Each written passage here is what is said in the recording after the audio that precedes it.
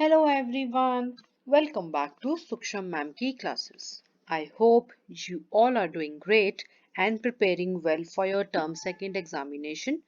Today we are going to solve model test paper of class 10th subject social science SST term second session 21-22. ਤੁਹਾਡਾ ਇਹ paper 2 ਘੰਟੇ ਤੇ 30 minute ਦਾ ਹੋਏਗਾ। This means ਕਿ ਤੁਹਾਨੂੰ ਇੰਨਾ ਟਾਈਮ ਦਿੱਤਾ ਜਾਏਗਾ ਇਸ ਪੇਪਰ ਨੂੰ ਸੋਲਵ ਕਰਨ ਲਈ। ਟੋਟਲ ਮਾਰਕਸ ਨੇ 40। Now your exam will be divided into 5 sections. Section A ਜਿਹਦੇ ਵਿੱਚ ਤੁਸੀਂ one word ਜਾਂ one sentence ਦੇ ਵਿੱਚ ਆਨਸਰ ਕਰਨਾ ਹੈ ਤੇ ਪੰਜੋ ਤੁਹਾਨੂੰ ਅਟੈਂਪਟ ਕਰਨੇ ਪੈਣਗੇ। ਹਰ ਕੁਐਸਚਨ 1 ਮਾਰਕਸ ਦਾ ਹੈ। ਸੋ ਸੈਕਸ਼ਨ A ਹੋ ਗਿਆ ਤੁਹਾਡਾ 5 ਨੰਬਰਾਂ ਦਾ। ਸੈਕਸ਼ਨ B ਵਿੱਚ 5 ਕੁਐਸਚਨਸ ਨੇ, ਪੰਜੋ ਅਟੈਂਪਟ ਕਰਨੇ ਨੇ ਤੇ 25 ਤੋਂ 30 ਸ਼ਬਦਾਂ ਦੇ ਵਿੱਚ ਤੁਹਾਨੂੰ ਇਹਨਾਂ ਨੂੰ ਆਨਸਰ ਕਰਨਾ ਹੈ। ਸੈਕਸ਼ਨ B ਹੋ ਗਿਆ 10 ਮਾਰਕਸ ਦਾ। ਸੈਕਸ਼ਨ C ਜੋ ਹੈ ਇਹਦੇ ਵਿੱਚ 6 ਕੁਐਸਚਨਸ ਦਿੱਤੇ ਜਾਣਗੇ ਬਟ ਅਟੈਂਪਟ ਕੋਈ 4 ਕਰਨੇ ਨੇ ਤੇ ਆਨਸਰਸ 80 ਤੋਂ 100 ਵਰਡਸ ਦੇ ਵਿੱਚ ਹੋਣਾ ਚਾਹੀਦਾ ਹੈ। ਸੈਕਸ਼ਨ C ਹੋ ਗਿਆ 16 ਨੰਬਰਾਂ ਦਾ। ਸੈਕਸ਼ਨ D ਸਭ ਤੋਂ ਈਜ਼ੀ ਹੈ ਬਿਕੋਜ਼ ਇਹਦੇ ਵਿੱਚ ਤੁਹਾਨੂੰ ਇੱਕ ਪੈਸੇਜ ਦਿੱਤਾ ਜਾਏਗਾ, ਪੈਰਾਗ੍ਰਾਫ ਦਿੱਤਾ ਜਾਏਗਾ ਤੇ ਉਹਦੇ ਵਿੱਚੋਂ ਤੁਹਾਨੂੰ ਆਨਸਰਸ ਲੱਭਣੇ ਨੇ। ਇਹ ਤੁਹਾਡਾ ਹੋਏਗਾ ਕਿੰਨੇ ਮਾਰਕਸ ਦਾ? 3 ਮਾਰਕਸ ਦਾ। ਠੀਕ ਹੈ। And last is section E map, total ਹੋਏਗਾ 6 ਮਾਰਕਸ ਦਾ, 3 ਇੱਥੇ ਤੇ 3 ਇੱਥੇ। ਠੀਕ ਹੈ। ਨਾਓ let's start solving section A। what is rank of India in world from the point of view of population? ਜਨਸੰਖਿਆ ਦੇ ਆਧਾਰ ਤੇ ਜੋ ਭਾਰਤ ਹੈ ਉਹਦਾ ਕਿੰਨਵਾਂ ਰੈਂਕ ਹੈ ਦੁਨੀਆ ਦੇ ਵਿੱਚ? ਆਨਸਰ ਹੈ ਸੈਕੰਡ ਰੈਂਕ। ਠੀਕ ਹੈ, ਦੂਜਾ ਰੈਂਕ ਹੈ। Second, what do you understand by sex ratio? sex ratio ਦਾ ਕੀ ਮਤਲਬ ਹੈ? ਸੋ ਇੱਥੇ ਆਨਸਰ ਲਿਖਿਆ ਹੋਇਆ ਹੈ sex ratio also known as gender ratio। ਇਹਨੂੰ gender ratio ਕਿਹਾ ਜਾਂਦਾ ਹੈ। is the ratio of males to females in a population। ਜਨਸੰਖਿਆ ਦੇ ਵਿੱਚ ਕਿੰਨੇ ਪਰਸੈਂਟ ਮੁੰਡਿਆਂ ਦੇ ਪਿੱਛੇ ਕਿੰਨੀ ਪਰਸੈਂਟ ਕੁੜੀਆਂ ਨੇ। ਫॉर एग्जांपल 1000 ਮੁੰਡਿਆਂ ਦੇ ਉੱਪਰ 900 910 999 ਕਿੰਨੀਆਂ ਕੁੜੀਆਂ ਨੇ ਉਹ ਤੁਹਾਡਾ ਇਸ ਰੇਸ਼ੀਓ ਦੇ ਥਰੂ ਤੁਹਾਨੂੰ ਪਤਾ ਲੱਗਦਾ ਹੈ। Third, state one problem of small scale industries. ਜੋ ਸਾਡੀਆਂ ਛੋਟੀ ਸਕੇਲ ਦੇ ਇੰਡਸਟਰੀਜ਼ ਹੁੰਦੀਆਂ ਨੇ ਉਹਨਾਂ ਨੂੰ ਕਿਹੜੀ ਪ੍ਰੋਬਲਮ ਹੁੰਦੀ ਹੈ? ਕੋਈ ਇੱਕ ਪ੍ਰੋਬਲਮ ਦਾ ਨਾਮ ਦੱਸੋ। And your answer is problem of raw material and power. Fourth, who was Sada Kaur? Sada Kaur कौन सी? Sada Kaur was the wife of Gurbaksh Singh Kanhaiya, who was killed by Ranjit Singh's father Maha Singh. Sensing that Ranjit Singh was the rising star, she married off her daughter Mehtab Kaur to her. Sada Kaur जो सी ਉਹ mainly Gurbakhsh Singh Kanhaiya ਦੀ ਕੀ ਸੀ? Wife ਸੀ, ਜਿਨ੍ਹਾਂ ਨੂੰ ਰਣਜੀਤ ਸਿੰਘ ਦੇ father ਮਹਾ ਸਿੰਘ ਨੇ ਮਾਰਤਾ ਸੀ। ਠੀਕ ਹੈ। ਜਦੋਂ ਉਹਨਾਂ ਨੂੰ ਸਮਝ ਲੱਗੀ, ਉਹਨਾਂ ਨੇ ਸੈਂਸ ਕੀਤਾ ਕਿ ਰਣਜੀਤ ਸਿੰਘ ਫਿਊਚਰ 'ਚ ਬਹੁਤ ਨਾਮ ਕਮਾਉਣ ਵਾਲੇ ਨੇ, ਰਾਈਜ਼ਿੰਗ ਸਟਾਰ ਨੇ, ਉਹਨਾਂ ਨੇ ਆਪਣੀ ਧੀ ਦਾ ਵਿਆਹ ਉਹਨਾਂ ਨਾਲ ਕਰਤਾ। Fifth, what is the tenure of judges on high court? High court ਦੇ ਜੱਜਸ ਦਾ ਟੈਨਿਓਰ ਕਿੰਨਾ ਹੁੰਦਾ ਹੈ? Originally the age of the retirement of the judges of high court was fixed at 60 but it was raised to 62 in 1963 according to the 15th amendment of the constitution। ਵੈਸੇ ਤਾਂ ਪਹਿਲਾਂ 60 ਸਾਲ ਦੀ ਉਮਰ ਸੀਗੀ ਹਾਈ ਕੋਰਟ ਦੇ ਜੱਜ ਦੀ retirement the, but 1963 ਵਿੱਚ 15ਵਾਂ ਤੁਹਾਡਾ ਜੋ ਅਮੈਂਡਮੈਂਟ ਸੀ ਉਹਦੇ ਆਧਾਰ ਤੇ ਇਹਦੀ ਜੋ ਏਜ ਲਿਮਿਟ ਸੀ ਉਹ 60 ਤੋਂ 62 ਕਰ ਦਿੱਤੀ ਗਈ ਰਿਟਾਇਰਮੈਂਟ ਦੀ। ਰਿਮੂਵਲ ਆਫ ਦੀ ਜੱਜ, ਮਤਲਬ ਕਿ ਉਸ ਤੋਂ ਇਲਾਵਾ ਜੱਜ ਕਿਵੇਂ ਰਿਮੂਵ ਹੋ ਸਕਦਾ ਹੈ ਜਾਂ ਕੀਤਾ ਜਾ ਸਕਦਾ ਹੈ? A judge may leave his office by resigning or resignation ਦੇ ਕੇ resign ਕਰ ਸਕਦਾ ਹੈ ਆਪਣੀ ਪੋਜੀਸ਼ਨ ਤੋਂ। He will send his letter of resignation to the president ਤੇ ਉਹਨੂੰ ਇਹ ਲੈਟਰ ਕਿਹਨੂੰ ਲਿਖਣੀ ਪਏਗੀ? ਤੁਹਾਡੇ ਪ੍ਰੈਜ਼ੀਡੈਂਟ ਨੂੰ ਲਿਖਣੀ ਪਏਗੀ। ठीक है, section A solve. Section B आ गया, answer the following question in 25-30 words, each question is of 2 marks। so question number 1, what are the main benefits of forest? जंगलां दे केड़े main benefits ने? मैं mostly सारे लिखते ने so that कि जे long question च भी ਤੁਹਾਨੂੰ ਆ ਜਾਏ ਤੁਸੀਂ ਇਹਨੂੰ ਆਨਸਰ ਕਰ ਸਕੋ। ਸ਼ਾਰਟ ਵਿੱਚ ਤੁਸੀਂ ਇਹਦੇ ਵਿੱਚੋਂ ਕੋਈ ਵੀ 2 ਤੋਂ 3 ਪੁਆਇੰਟਸ ਲਰਨ ਕਰਕੇ ਲਿਖ ਦੇਣਾ ਕਿਉਂਕਿ 25 ਤੋਂ 3 ਨੰਬਰ ਹੀ वर्ड्स ही लिखने ने, ਇਹ ਤੋਂ ਜ਼ਿਆਦਾ ਲਿਖਣ ਦਾ ਕੋਈ ਫਾਇਦਾ ਹੈ ਨਹੀਂ। ਬਟ ਜੇ ਲੌਂਗ ਚ ਆ ਜਾਏਗਾ ਤਾਂ ਤੁਸੀਂ ਪੂਰਾ ਲਿਖਣਾ। Forests provide us with numerous amount of things and protects us from many disaster.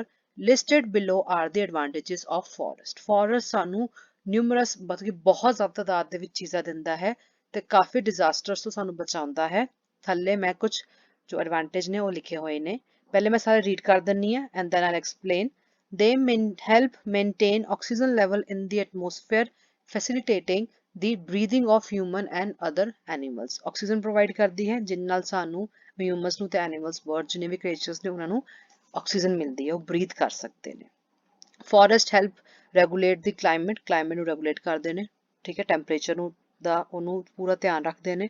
Forest ਦੇ ਕਾਰਨ ਬਾਰਿਸ਼ ਵੀ ਹੁੰਦੀ ਹੈ you know that. They help the ground absorb during floods, reducing soil loss and property damage by slowing the flow. ਜੇ flood ਹੁੰਦਾ ਹੈ ਤਾਂ forest ਸਾਰਾ ਪਾਣੀ ਸੋਖ ਲੈਂਦੇ ਨੇ ਠੀਕ ਹੈ soil loss ਵੀ ਨਹੀਂ ਹੁੰਦਾ ਹੈ ਤੇ ਕੋਈ damage ਵੀ ਨਹੀਂ ਹੁੰਦਾ property ਨੂੰ ਕਿਉਂਕਿ ਇਹ ਪਾਣੀ ਦੀ ਜੋ flow ਹੈ ਉਹਨੂੰ ਘਟਾ ਦਿੰਦਾ ਹੈ। Forests are of vital economic importance to humans. For example, the plantation of forests provide humans with wood and timber which can be exported and used in a wide range of applications. Now, economically बहुत factor फायदा है ਇਹਦਾ ਕਿਉਂਕਿ ਤੁਸੀਂ ਜੋ ਉਹਨੂੰ ਉਗਾਉਂਦੇ ਹੋ ਇਹਦੀ wood ਨੂੰ ਇਹਦੇ timber ਨੂੰ ਤੁਸੀਂ export ਕਰਦੇ ਹੋ ਆਪਣੇ ਘਰ ਦੇ furnitures ਲਈ different ਚੀਜ਼ਾਂ ਲਈ ਤੁਸੀਂ ਇਹਨਾਂ ਨੂੰ use ਕਰਦੇ ਹੋ। Forests serve as a habitat for millions of animals. Million of animals ਦਾ ਇਹ ਘਰ ਹੈ habitat ਹੈ। Forest help in regulation of ecosystem the help ਕਰਦਾ ਹੈ regularly ਉਹਨੂੰ move ਕਰਨ ਚ। Forest provide many important natural medicines ਮਿਲਦੀਆਂ ਨੇ ਤੁਹਾਨੂੰ ਪਤਾ ਹੀ ਹੈ ਆਯੁਰਵੈਦਿਕ ਦੀ ਗੱਲ ਹੋ ਰਹੀ ਹੈ। Forest help to control Earth's temperature and combat global warming. Earth ਦੇ temperature ਨੂੰ ਵੀ ਇਹ control ਕਰਦਾ ਹੈ ਤੇ global warming ਨੂੰ ਵੀ ਇਹ prevent ਕਰ ਰਿਹਾ ਹੈ control ਕਰ ਰਿਹਾ ਹੈ ਠੀਕ ਹੈ। Next, what is the reason for non-availability of minerals in Punjab? Punjab ਦੇ ਵਿੱਚ minerals ਦੀ availability ਕਿਉਂ ਨਹੀਂ ਹੈ ਉਹਦੇ ਪਿੱਛੇ reason ਕੀ ਹੈ? Answer second, most of Punjab is made up of alluvial soil. Alluvial soil ਤੋਂ ਪੰਜਾਬ ਵਿੱਚ ਬਣਿਆ ਹੋਇਆ ਹੈ ਮਤਲਬ ਪੰਜਾਬ ਦੇ ਵਿੱਚ mostly ਇਹ soil ਮਿਲਦੀ ਹੈ। It is a flat lowland area suitable for agriculture. ਇਹ ਜੋ land ਹੁੰਦੀ ਹੈ flat lowland ਹੈ ਨੀਵੀਂ land ਹੈ flat ਹੈ ਤੇ agriculture ਲਈ ਖੇਤੀਬਾੜੀ ਲਈ ਬਹੁਤ suitable ਹੈ। Minerals were formed in ancient period in the areas of igneous and metamorphic rocks. ਹੁਣ ਜੋ minerals ਹੁੰਦੇ ਨੇ ਉਹ mostly ਉਨ areas 'ਚ ਮਿਲਦੇ ਨੇ ਜਿੱਥੇ igneous ਜਾਂ metamorphic rocks ਹੁੰਦੇ ਨੇ। ਹੁਣ ਪੰਜਾਬ 'ਚ ਤੇ ਹੈ ਨਹੀਂ ਪੰਜਾਬ ਵਿੱਚ ਤੇ alluvial ਹੈ so therefore minerals are not found in the alluvial soils of Punjab. What is the significance of small scale and cottage industries in India? India ਦੇ ਵਿੱਚ small scale ਤੇ cottage industries ਦਾ ਕੀ significance ਹੈ ਪੁੱਛਿਆ ਜਾ ਰਿਹਾ ਹੈ। So answer third, the cottage industry is that which is carried by the members of family under one roof as a part-time or full-time business. As these industries are generally carried in village, these are also called as rural industries. As per the new definition, all those firms which have the investment of 1 crore are included in small scale industries. ਹੁਣ cottage industry ਕੀ ਹੁੰਦੀ ਹੈ? ਇਹਦੇ ਵਿੱਚ ਕੀ ਹੁੰਦਾ ਹੈ ਇਹਨੂੰ ਇਸ ਤਰ੍ਹਾਂ ਦੀ ਇੰਡਸਟਰੀ ਕਿਹਾ ਜਾਂਦਾ ਹੈ ਜੋ ਇੱਕ ਫੈਮਿਲੀ ਮੈਂਬਰਸ ਆਪਣੀ ਇੱਕ ਛੱਤ ਦੇ ਅੰਡਰ ਇਹਨੂੰ ਕਰਦੇ ਨੇ ਠੀਕ ਹੈ ਜੋ ਕੰਮ ਕਰਦੇ ਇੰਡਸਟਰੀ ਜੋ ਚਲਾ ਰਹੇ ਨੇ ਇਹ ਪਾਰਟ ਟਾਈਮ ਕੰਮ ਵੀ ਹੋ ਸਕਦਾ ਉਹਨਾਂ ਦਾ ਫੁੱਲ ਟਾਈਮ ਬਿਜ਼ਨਸ ਵੀ ਹੋ ਸਕਦਾ ਹੈ ਤੇ ਮੋਸਟਲੀ ਇੰਡਸਟਰੀਜ਼ ਵਿਲੇजेस ਦੇ ਵਿੱਚ ਹੀ ਹੁੰਦੀਆਂ ਨੇ ਤੇ ਇਸ ਲਈ ਇਹਨਾਂ ਨੂੰ ਰੂਰਲ ਇੰਡਸਟਰੀਜ਼ ਵੀ ਕਿਹਾ ਜਾਂਦਾ ਹੈ ਤੇ ਐਸ ਪਰ ਨਿਊ ਡੈਫੀਨੇਸ਼ਨ ਜੋ ਸਮਾਲ ਸਕੇਲ ਇੰਡਸਟਰੀਜ਼ ਦੀ ਆਈ ਹੈ ਸਮਾਲ ਸਕੇਲ ਇੰਡਸਟਰੀਜ਼ ਉਹ ਹੁੰਦੀਆਂ ਨੇ ਜਿਹਦੇ ਵਿੱਚ ਫਰਮ ਇੱਕ ਇਨਵੈਸਟ ਕਰਦੀ ਹੈ ਕਿੱਥੋਂ ਤੱਕ 1 ਕਰੋੜ ਤੱਕ 1 ਕਰੋੜ ਤੱਕ ਦੀ ਇਨਵੈਸਟਮੈਂਟ ਨੂੰ ਸਮਾਲ ਸਕੇਲ ਇੰਡਸਟਰੀਜ਼ ਵਿੱਚ ਗਿਣਿਆ ਜਾਂਦਾ ਹੈ। Next, what do you know about Maharaja Dalip Singh? ਹੁਣ ਤੁਸੀਂ ਮਹਾਰਾਜਾ ਦਲੀਪ ਸਿੰਘ ਬਾਰੇ ਕੀ ਜਾਣਦੇ ਹੋ? Dalip Singh also spelled Duleep Singh, born September 1837 Lahore, India, died October 22, 1893, Paris, Sikh Maharaja of Lahore, ਉਹਨਾਂ ਦਾ tenure ਹੈ।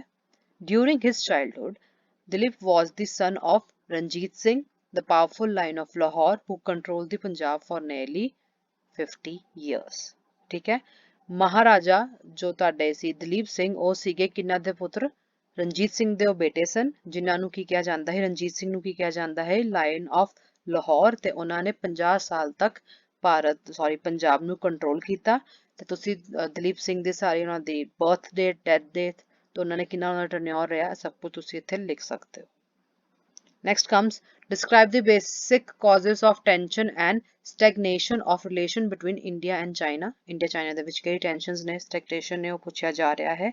Reason ਕੀ ਹੈ? The root cause is an ill-defined 3,440 kilometre 2100 mile long disputed border ਹੁਣ main reason ਕੀ ਹੈ ਜੋ ਇੱਕ ਡਿਸਪਿਊਟਡ ਬਾਰਡਰ ਹੈ India ਤੇ Pakistan China ਦੇ ਵਿੱਚ ਜੋ ਬਹੁਤ ਹੀ ਇਲ ਡਿਫਾਈਨਡ ਹੈ ਠੀਕ ਹੈ ਉਹਨਾਂ ਨੇ ਦੱਸਿਆ ਕਿੰਨਾ ਉਹਦਾ ਹੈਗਾ ਕਿੰਨੇ ਕਿਲੋਮੀਟਰ ਹੈ ਮਾਈਲਸ ਵਿੱਚ ਦੋਨਾਂ ਵਿੱਚ ਉਹਨਾਂ ਤੁਹਾਨੂੰ ਦੱਸਤਾ ਹੈ ਇੱਥੇ rivers lakes and snow caps along the frontier means the line can shift bringing soldiers face to face at many points sparking a confrontation ਹੁਣ ਕੀ ਹੁੰਦਾ ਹੈ ਇੱਥੇ ਰਿਵਰਸ ਨੇ ਲੇਕਸ ਨੇ ਸਨੋ ਪੈ ਜਾਂਦੀ ਹੈ ਜਿਹਦੇ ਨਾਲ ਕੀ ਹੁੰਦਾ ਹੈ ਫਰੰਟ ਲਾਈਨ ਜੋ ਹੁੰਦੀ ਹੈ ਉਹ ਸ਼ਿਫਟ ਹੁੰਦੀ ਰਹਿੰਦੀ ਹੈ ਸਰਦੀਆਂ 'ਚ ਇੱਥੇ ਗਰਮੀਆਂ 'ਚ ਉੱਥੇ ਜਿਹਦੇ ਕਾਰਨ ਇਹ ਦੋਨੋਂ ਕੰਟਰੀਜ਼ ਦੇ ਜੋ ਸੋਲਜਰਸ ਨੇ ਉਹ ਆਮਨੇ ਸਾਹਮਣੇ ਕਾਫੀ ਟਾਈਮ ਆ ਜਾਂਦੇ ਨੇ ਬਹੁਤ ਸਾਲ 'ਚ ਬਹੁਤ ਵਾਰ ਹੋ ਜਾਂਦਾ ਕਿ ਆਮਨੇ ਸਾਹਮਣੇ ਆ ਜਾਂਦੇ ਨੇ ਬਿਲਕੁਲ ਜਿਹਦੇ ਨਾਲ ਲੜਾਈ ਦਾ ਇੱਕ ਅੱਗ ਜੀ ਸਪਾਰਕ ਜੀ ਪੈਦਾ ਹੋ ਜਾਂਦੀ ਹੈ ਬਟ ਆਬਵੀਅਸਲੀ ਗੱਲ ਹੈ ਤੁਸੀਂ ਆਪਣੇ ਦੁਸ਼ਮਣ ਨੂੰ ਆਪਣੇ ਸਾਹਮਣੇ ਵੇਖੋਗੇ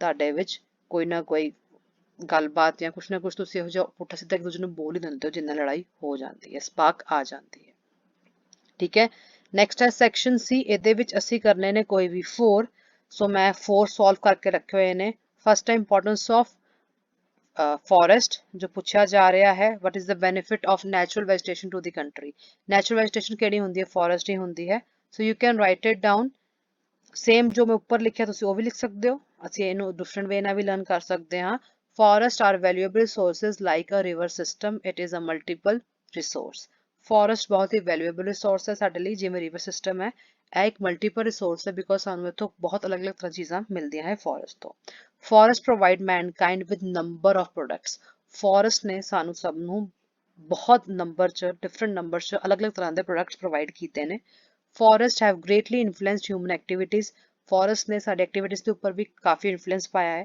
modern civilization depends more and more on forest ਅੱਜ ਕੱਲ ਜੋ civilization ਹੈ ਉਹ ਕਾਫੀ ਹੱਦ ਤੱਕ forest ਤੇ dependent ਹੈ now following are the direct and indirect advantages of forest ਹੁਣ direct ਤੇ indirect ਕੀ advantages ਨੇ forest ਦੇ ਉਹ ਲਿਖੇ ਨੇ ਥੱਲੇ number 1 Forests provide many things to meet our food requirement like wild fruits, nuts, berries, etc. Many tribes are dependent on gathering of these products in forest. Food ਮਿਲ ਰਿਹਾ ਠੀਕ ਹੈ ਜਿਵੇਂ ਕਿ ਸਾਡੇ ਸਬਜ਼ੀਆਂ ਫਰੂਟਸ ਹੋ ਗਏ ਨਟਸ ਹੋ ਗਏ ਬੈਰੀਜ਼ ਹੋ ਗਈਆਂ ਉਹ ਤੋਂ ਇਲਾਵਾ ਜੋ ਟ੍ਰਾਈਬਸ ਹੁੰਦੇ ਨੇ ਟ੍ਰਾਈਬਲ ਲੋਕੀ ਜੋ ਨੇ ਉਹ ਵੀ ਇਹਨਾਂ ਦੇ ਉੱਪਰ ਡਿਪੈਂਡ ਕਰਦੇ ਨੇ Forests are a source of timber for house building, furniture making, ship building, etc. Timber ਮਿਲਦਾ ਹੈ ਜਿਹਦੇ ਨਾਲ ਅਸੀਂ ਘਰ ਬਣਾਉਂਦੇ ਹਾਂ ਫਰਨੀਚਰ ਬਣਾਉਂਦੇ ਹਾਂ ships ਬਣਾਉਂਦੇ ਜਹਾਜ਼ ਬਣਾਉਂਦੇ ਹਾਂ ਅਸੀਂ ਪਾਣੀ ਵਾਲੇ etc. Forests supply about 40% of fuel of the world. Wood has been the major source of fuel in houses, smelting industries and running locomotives. So ਤੁਹਾਨੂੰ ਪਤਾ ਹੀ ਹੈ forest 40% fuel ਦੁਨੀਆ 'ਚ ਸਪਲਾਈ ਕਰਦਾ ਹੈ that means ਕਿ ਜੋ wood ਹੁੰਦੀ ਹੈ ਉਹ different ਰੀਜ਼ਨ ਜਗ੍ਹਾ ਤੇ ਯੂਜ਼ ਹੁੰਦੀ ਹੈ ਤੇ ਮੇਨ ਸੋਰਸ ਹੈ ਉਹ ਪੈਟਰੋਲ ਜਿਵੇਂ ਯੂਜ਼ ਹੁੰਦਾ ਹੈ ਵੁੱਡ ਵੀ ਮੇਨ ਸੋਰਸ ਹੈ ਕਾਫੀ ਇੰਡਸਟਰੀਜ਼ ਦੀ ਜਿਹਨੂੰ ਜਲਾ ਕੇ ਤੁਸੀਂ ਆਪਣਾ ਕੰਮ ਕਰਦੇ ਹੋ softwood supply raw materials for wood pulp paper rayon industries ਹੁਣ ਪੇਪਰ ਵੀ ਤੁਹਾਨੂੰ ਪਤਾ ਹੀ ਹੈ ਪੇੜ ਤੋਂ ਬਣਦਾ ਹੈ many products like rubber pitch gum tanning materials cork camphor fur herbs etc are gathered from forests ਇਹ ਸਾਰੀ ਚੀਜ਼ਾਂ ਜੋ ਸਾਰੇ ਪ੍ਰੋਡਕਟਸ ਇਹਨਾਂ ਦੇ ਨਾਮ ਲਿਖੇ ਗਏ ਨੇ ਸਭ ਕੁਝ ਸਾਨੂੰ ਫੋਰੈਸਟ ਤੋਂ ਹੀ ਮਿਲਦੇ ਨੇ forest provide plywood and fiberwood for packing purposes plywood ਤੇ fiberwood ਮਿਲਦਾ ਹੈ ਜੋ ਅਸੀਂ ਯੂਜ਼ ਕਰਦੇ ਹਾਂ ਪੈਕਿੰਗ ਪਰਪਸ ਲਈ ਆਪਣੇ forest help in rainfall by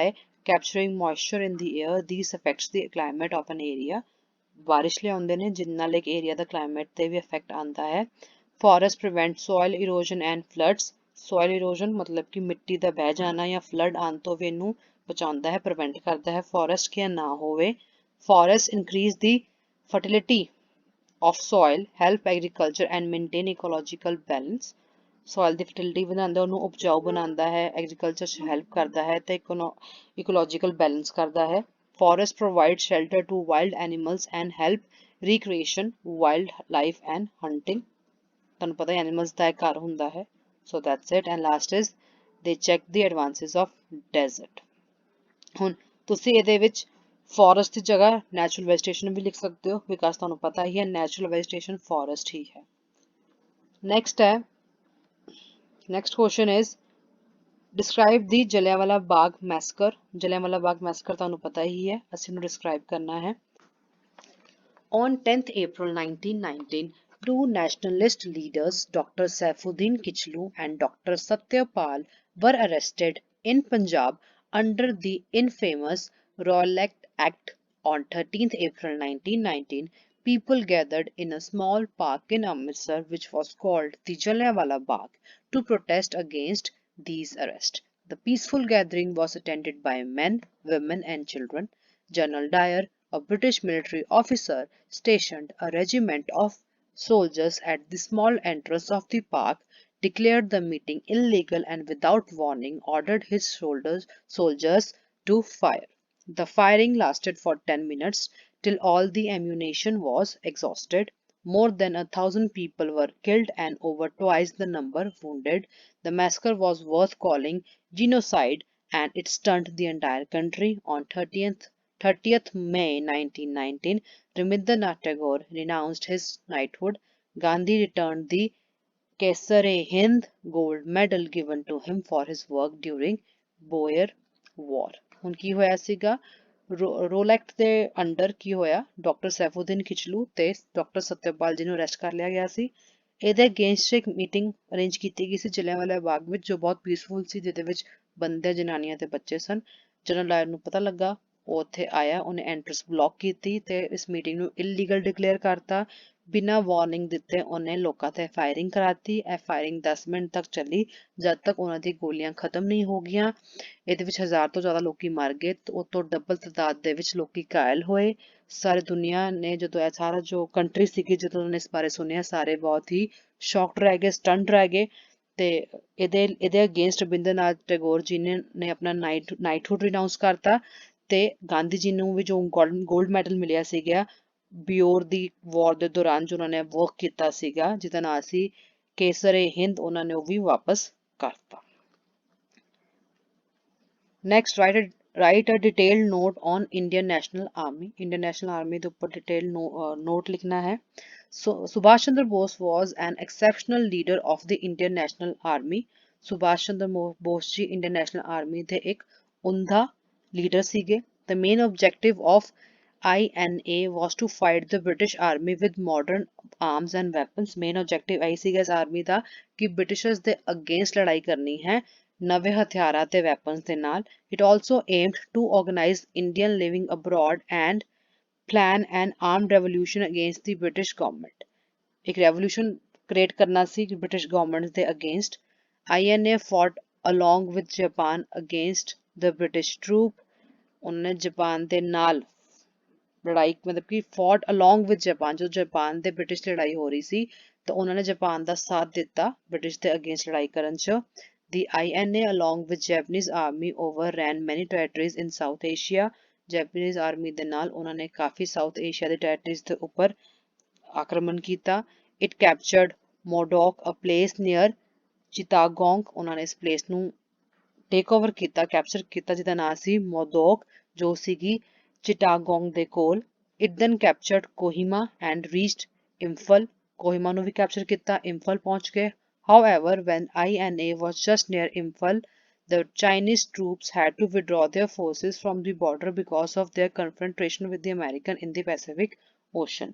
ਪਰ ਜਦੋਂ ਉੱਥੇ ਉਹ ਇੰਫਲ ਦੇ ਕੋਲ ਪਹੁੰਚੇ, ਜੈਪਨੀਜ਼ ਨੂੰ ਆਪਣੀ ਟਰੂਪਸ ਨੂੰ ਉੱਥੋਂ ਹਟਾਉਣਾ ਪਿਆ ਕਿਉਂਕਿ ਉਹਨਾਂ ਦੀ ਲੜਾਈ ਅਮਰੀਕਨਸ ਦੇ ਨਾਲ ਪੈਸੀਫਿਕ ਓਸ਼ਨ ਦੇ ਥਰੂ ਵਾਲੀ ਜਗ੍ਹਾ ਤੋਂ ਹੋਣੀ ਸ਼ੁਰੂ ਹੋ ਗਈ।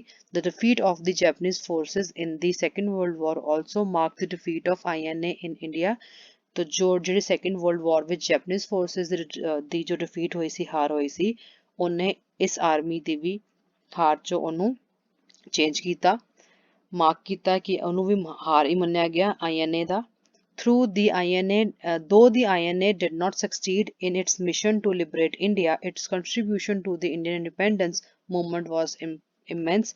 ਭਾਵੇਂ ਇਹ ਆਪਣੇ ਮਿਸ਼ਨ 'ਚ ਕਾਮਯਾਬ ਨਹੀਂ ਹੋ ਪਾਏ ਇੰਡੀਆ ਨੂੰ ਆਜ਼ਾਦ ਕਰਾਉਣ 'ਚ, ਬਟ ਇਹਨਾਂ ਨੇ ਬਹੁਤ ਜ਼ਿਆਦਾ ਕੰਟਰੀਬਿਊਟ ਕੀਤਾ ਇੰਡੀਅਨ ਇੰਡੀਪੈਂਡੈਂਸ ਮੂਵਮੈਂਟ ਦੇ ਵਿੱਚ, ਲੋਕਾਂ ਨੂੰ ਜਾਗਰੂਕ ਕੀਤਾ। The INA inspired uprising in the armed forces of the country. ਉਹਨਾਂ ਨੇ ਆਰਮਡ ਫੋਰਸਿਸ ਨੂੰ ਇੰਸਪਾਇਰ ਕੀਤਾ ਕਿ ਤੁਸੀਂ ਵੀ ਖੜੇ ਹੋਵੋ ਤੇ ਬ੍ਰਿਟਿਸ਼ਰਸ ਦੇ against ਲੜੋ। Next, write a note on Indian democracy at work.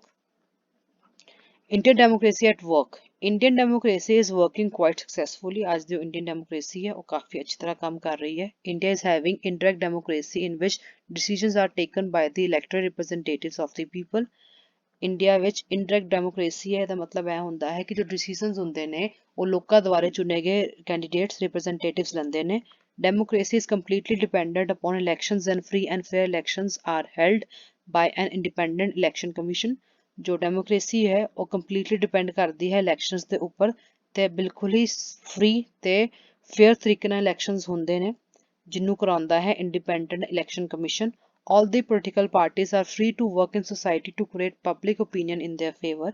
ਇਸ ਦੌਰਾਨ ਸਾਰੇ political parties ਆਪਣਾ society ਦੇ ਵਿੱਚ ਕੰਮ ਕਰਦੀ ਹੈ ਤਾਂ ਕਿ public opinion ਉਹਨਾਂ ਦੇ favor 'ਚ ਆਵੇ ਲੋਕੀ ਉਹਨਾਂ ਨੂੰ ਵੋਟ ਪਾਵਨ. Many political parties exist in India which give great contribution in making Indian democracy a great success. India ਦੇ ਵਿੱਚ ਕਈ ਜ਼ਿਆਦਾ ਇਹੋ ਜਿਹੀਆਂ political parties ਨੇ ਜਿਨ੍ਹਾਂ ਨੇ ਬਹੁਤ contribute ਕੀਤਾ ਹੈ ਇੰਡੀਆ ਦੀ democracy ਨੂੰ successful ਕਰਨ 'ਚ.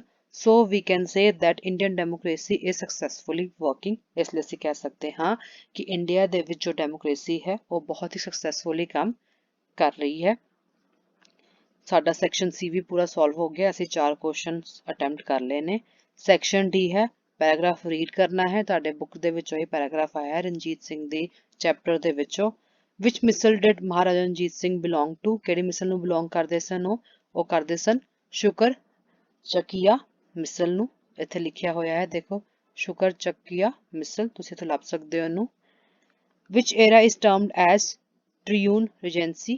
ਕਿਸ ਏਰੀਆ ਨੂੰ ਕਿਹਾ ਜਾਂਦਾ ਹੈ ਕਿਸ ਐਰਾ ਨੂੰ ਕਿਹਾ ਜਾਂਦਾ ਹੈ ਤੁਹਾਡਾ ਏਰੀਆ ਆਨਸਰ ਪੂਰਾ ਮੈਂ ਬਲੂ 'ਚ ਹਾਈਲਾਈਟ ਕੀਤਾ ਹੈ. The administration of ਸ਼ੁਕਰ ਚੱਕੀਆ ਮਿਸਲ remained in the hands of Rajgaur, Diwan, Lakhpat Rai and Sada Kaur from 1792 to 97 AD as Ranjit Singh was minor during this period. Therefore, this period is known as a period of Triune Regency.